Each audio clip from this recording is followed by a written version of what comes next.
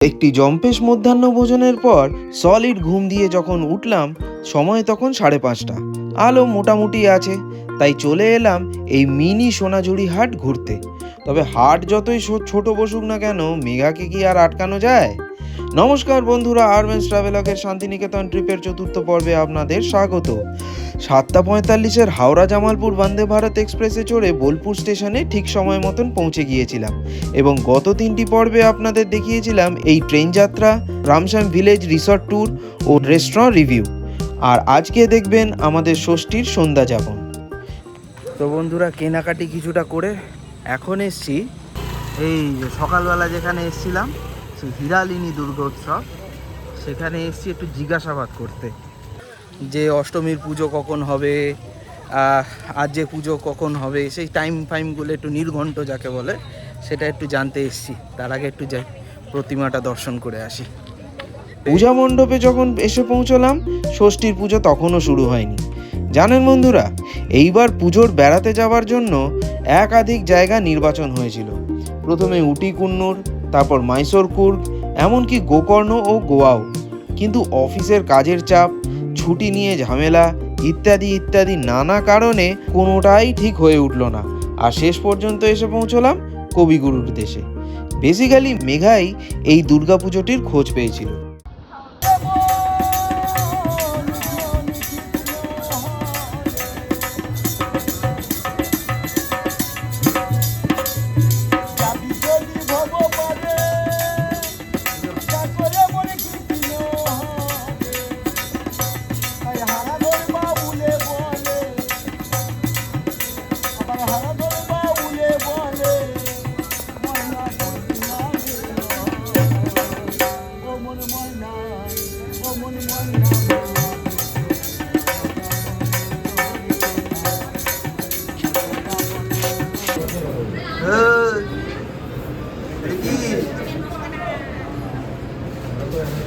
পেটে জায়গা আছে এখনো খাওয়ার, দুপুরে খাওয়ার পর? বাপরে বাপ, চিকেনটা আছে ভেতরে, ভালো চিকেন আছে।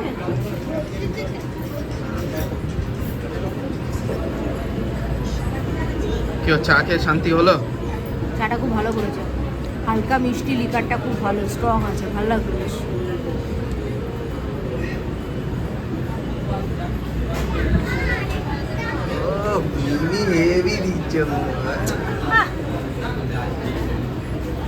গতবারের মতো অত জমকালো ব্যাপার না হলেও মোটামুটি একটু শপিং সেরে আর বাউল গান শুনে বেশ সময় কাটলো এই সন্ধ্যেটা। তবে এবার রুমে যাই, একটু গোছান গাছান করতে হবে। পশোড়া কিনলে গো? সব গিফটের আইটেম, তবে এবার আমার জন্য প্রচুর কিছু কিনেছি।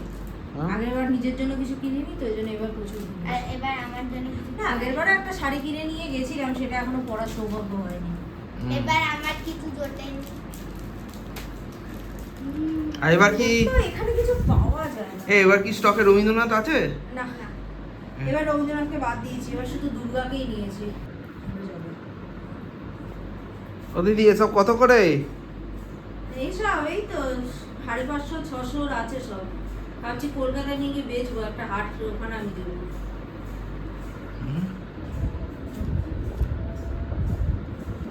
এটা সেই বাউলরা পরে গো এরকম। এখন এগুলোরই যুগ। এটা কি খাচ্ছিস? বাঁধাকপি? কাঁচা কাঁচা বাঁধাকপি কাঁচা। বাঁধাকপির চাউমিন? হ্যাঁ, এটা হচ্ছে ওই ড্রাই চিলি চিকেনের স্যালাড আর ফ্রাইড রাইস। আমাদের হচ্ছে রুটি আর মিক্স ভেজ। এই আছে খাদ্য। আর আমার এর আজকে উপোস। আমি উপোস দিয়েছি। এর উপোস, হ্যাঁ মায়েরও উপোস। তুই বল? আমার আইসক্রিম আছে আজকে আর মায়ের কোল্ড ড্রিঙ্কস।